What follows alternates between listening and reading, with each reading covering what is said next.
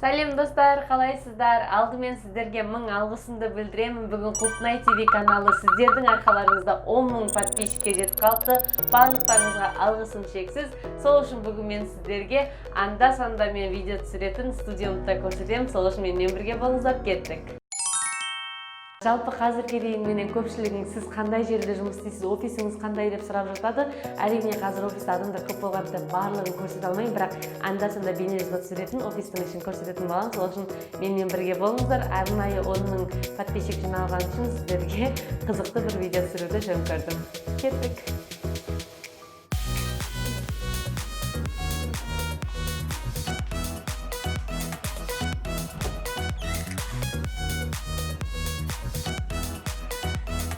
Міне, осы жер мен сіздердің анда-санда сіздерге видео түсіретін жер.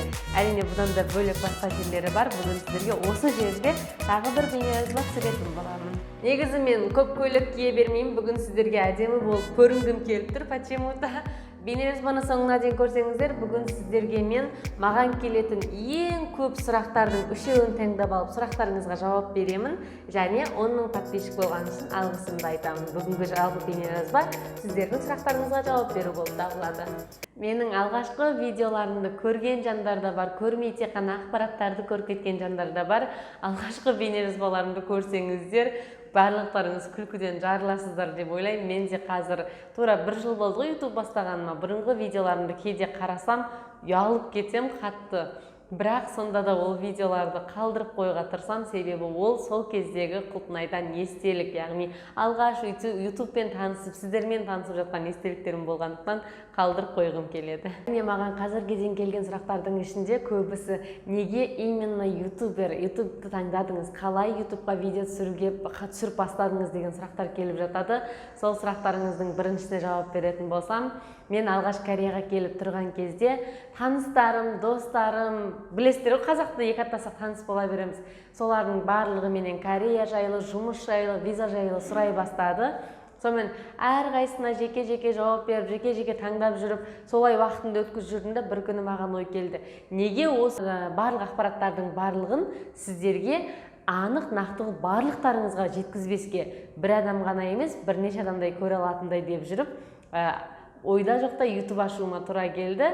Әрине бұл YouTube каналында мен барынша нақты, тура және дәлелденген ақпараттарды сіздерге жеткізуге тырысамын. Немесе бұнда Кореяға келе алмайтын, келмейтін жандары да, Кореяның қандай екенін көргісі келетін жандарға Кореяны да көрсеткім келген мақсатта YouTube'ты бастаған болатынмын. Бірақ қазір өздеріңіз білесіздер, төтенше жағдайларға байланысты сыртқа шығып видео түсіре алмайтын болғандықтан өте өкінішті. Бірақ бұл жағдай басылғаннан кейін сіздерге міндетті түрде Кореяның түрлі түпкір-түпкірін, күнделікті өмірде Корея халқын көбірек түсіретін боламын.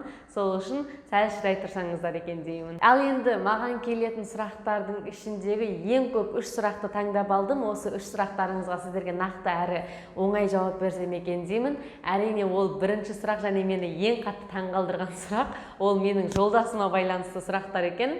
Түсінем, барлықтарыңызға қызық. Айтатын болсам, менің жолдасым Корея азаматы, өзімнен 6 жас үлкен. Біз Қазақстанда танысқанбыз.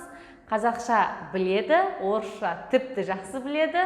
Бірақ қазір Кореяға келгелі орыс тілін көп қолданбайтындықтан, сәл Қазақстанға білетін кезіне қарағанда сәл деңгейі түсіп қалды. Бірақ сонда да не айтып сіздерге сөйлесе алады, сұрақтарыңызға жауап бере алады.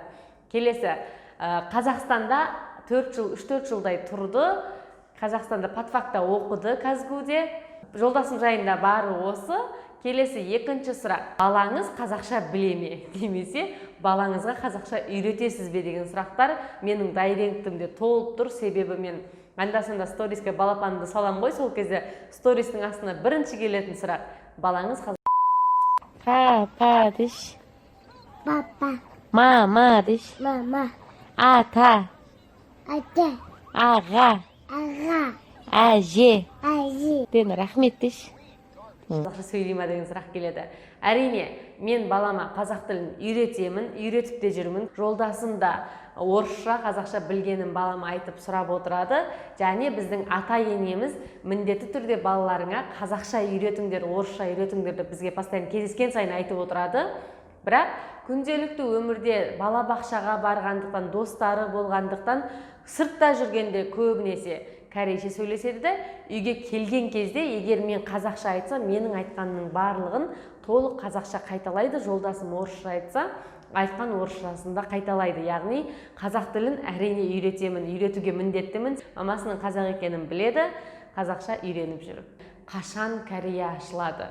Қашан визасыз біз кіре аламыз деген сұрақ өте көп келеді. Тіпті кейбір жандар мына жерде мынандай күзде келеді деп жатыр, қыста ашылады деп жатыр, жазда ашылады деп жатыр, рас па деп сұрап жатады. Мен сіздерге айтатыным, мен де әлі ондай жаңалықтарды Кореяның жаңалықтарынан немесе миграционный сайттарынан әлі көрген жоқпын. Егер де заңды түрде кәдімгідей жаңалық шығатын болса, миграционныйға ол жаңалықтарды енгізетін болса, нақты заңды түрде, онда мен бірінші болып әрине сіздерге YouTube арқылы нақты ақпаратты жеткіземін. Келесі, тағы да бір сұрақ, және маған соңғы уақытта ол сұрақтың суреттері көп келеді. Кореяда жүріп, осында заңсыз жұмыс істеп жүрген жандар, Кореяда жүріп, елге қайтпай-ақ, Қазақстан қайтпай-ақ, осында жұмыс визасына ауыстыра аламыз ба? Ауыстыра алады екенбіз ғой, қазір сондай заң шығыпты ғой деп неше түрлі суреттер жіберіп жатады. Достар, сіздердің сол суреттеріңізді көріп, мен де қанша рет іздеп көрдім. Әрине бар болса мен сіздерге бірінші уже қашан YouTube каналында айтып қоятын едім ғой. Жоқ, біріншіден.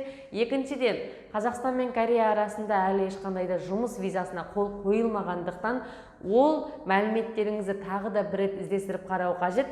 Менің ойымша 99% ол әрине Кореядан шықпай, осында заңсыз жүрген адамдар жұмыс визасын жасата алмайды. Егер де жаңалық шығып жатса, заң өзгеріп жатса, сіздерге міндетті түрде бейнежазба арқылы айтатын боламын. Дәл қазір мен әрине сіздерге жоғарыда 100% болмайды деп айтқан жоқпын, жаңада айтқан 99% деп. Неге 1%-ын алып қалдым? Себебі 1%-ы ол әркімнің қалтасындағы ақшасы әртүрлі, қолындағы бар құжаттарының тізімі әртүрлі, немесе біреуінде диплом бар, немесе біреуінің қолынан тағы да бір ерекше бір нәрсе келеді деген сияқты. Әр адамның жағдайы әртүрлі болғандықтан, қалған 1% сіздің мүмкін виза алу мүмкіндігіңіз болуы да мүмкін деген сөз. Но бірақ сіздерге айтатыным, егер де сіздер Кореяда заңсыз жүріп, осында жүріп сіздер виза жасатқыларыңыз келетін болса, бірінші агентке құжаттарыңызды тапсырмай тұрып, алдымен өздеріңіз миграционный центрге 1345-ке хабарласып, немесе посольствоға хабарласып, сіздердің жағдайларыңызды толық түсіндіріп, мынанша мен Кореяда мынанша заңсыз жүрдім, немесе мынандай визамен жүредім, енді мына визаға ауыстырғым келеді, менде мынандай құжаттың тізімдері бар.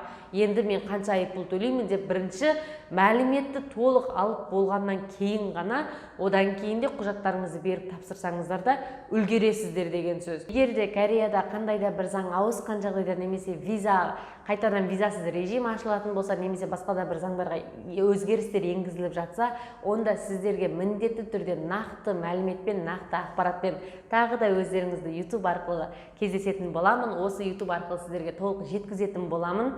Сол үшін менен ақпарат күтсеңіздер болады. Және де егер де менің жеке өмірім немесе күнделікті өмірімді көргілеріңіз келсе, онда Instagram парақшама кірсеңіздер, сол жерде көбінесе жеке өмірім жайлы посттардың барлығы сол жақта шығады. Бұл жерде де айтамын, ол жерде де айтамын. Инстаграмға да қонақ болып келсеңіздер болады. Тағы да соңында бейнежазбаның соңында айтатыным, барлықтарыңызға үлкен рахмет, мың алғыс. Мені осылай құрметтеп, сыйлап, қашанда қолдап жатқандарыңызға, жақсы комментарийлар жазып жатқандарыңызға мың алғыс. Сіздердің барлықтарыңызды жақсы көремін. Бұдан былай да мені қолдасаңыздар екен деймін. Рахмет.